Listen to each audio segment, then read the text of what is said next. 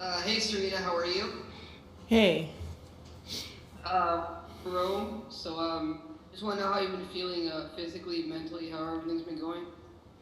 everything's been going pretty good. Feel pretty good. Had a good time of training and getting ready for the clay court, so it's good. All right, and you haven't played a match since Australia, so I guess you must be pretty fresh. Yeah, pretty fresh, but at the same time, it's good to start fresh, but it's also hard to start fresh. But whatever. All right, thank you. Thanks, Elias. Next question for Francesca. Hi Serena, you could play with Nadia Podoroska that had amazing games against top 10 players like Svitolina Itova in the past. How could you describe her game? Um, she, definitely knows how to play. She plays with a lot of power. I was watching her earlier this year, actually, so it was good. I was able to see her game a little bit. And everyone gears up for top 10 players, and so if I'm in the top 10, I will be ready. Am I? I don't even know where I am, but somewhere. Thank you, Francesca. Next question for Simon Briggs. Yeah, hi Serena. I just wondered if you've been following the guidelines for Wimbledon and the requirement that you can't stay in private housing, the maximum of three in your entourage, and whether you felt that that was going to, how it would affect your experience, let's say, when you come to go to Wimbledon. I feel like it will be a good experience still. I mean, we've been through this all last year.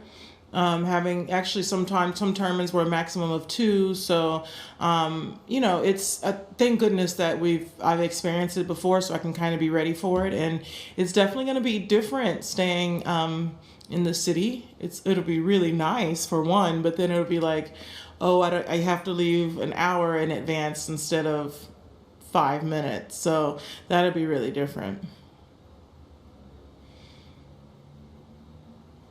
Thank you, Simon. Next question for Tumaini. Hi, Serena. I know you've been training a lot for the past weeks, but I saw that you didn't post much, and so people were wondering about that. And you mentioned that on Instagram.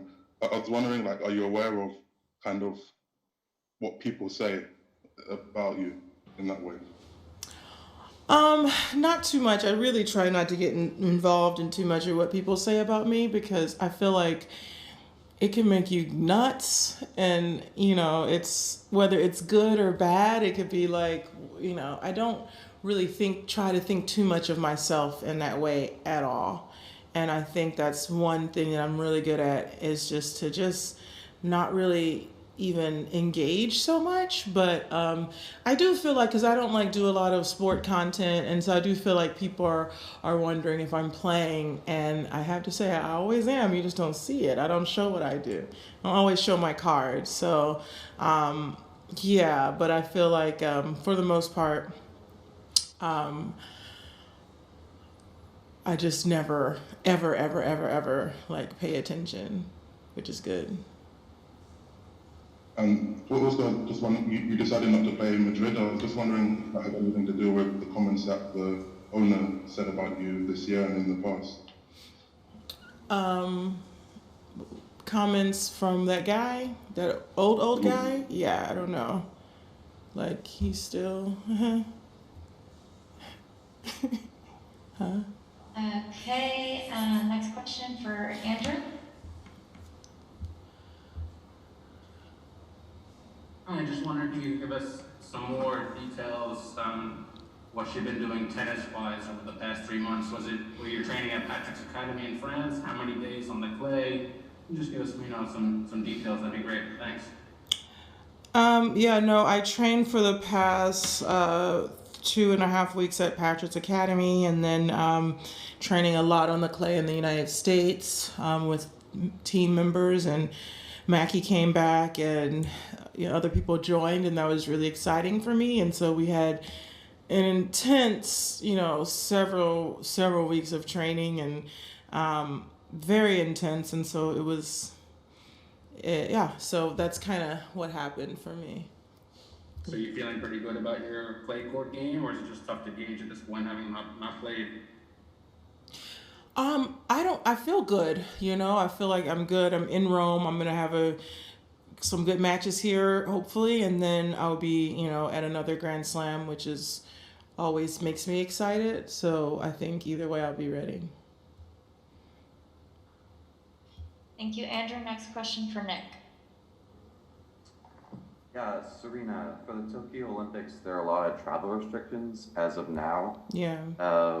Would you still go to the Olympics if your daughter couldn't come to Japan? And how confident are you that you will be able to bring her to Tokyo?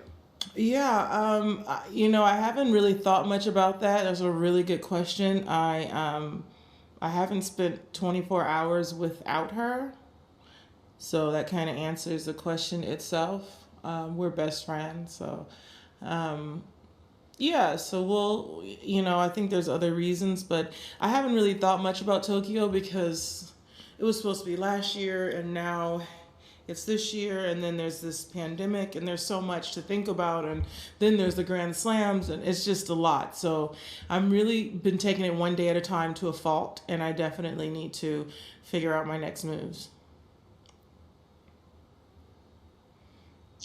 Okay, Elisabetta, go ahead, and then after this, we'll do the last question. And Serena, I want to ask you, how is your relationship with our city? We know that you love it, and I would like to know how do you find it, and if you can tell us something more about your relation with Rome. Yeah, I love Rome. It's really one of my best cities in the world, and you know, I was asking my daughter, I was like, okay, so what's your favorite place? Mommy's favorite place is Italy, and she copies me, so she says Italy.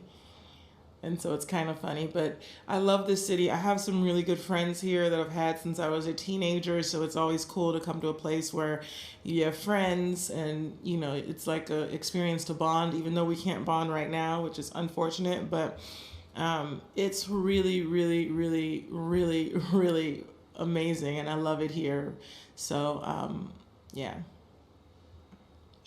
And last question for Alessandro. Hi, Serena, and welcome back here in Rome. I'd like to ask, it could be your first time in Rome without crowd, and how much your feelings are affected by lack of spectators, the fact that there will be no crowd in the first 2 rounds? I've been getting used to the crowds not being there.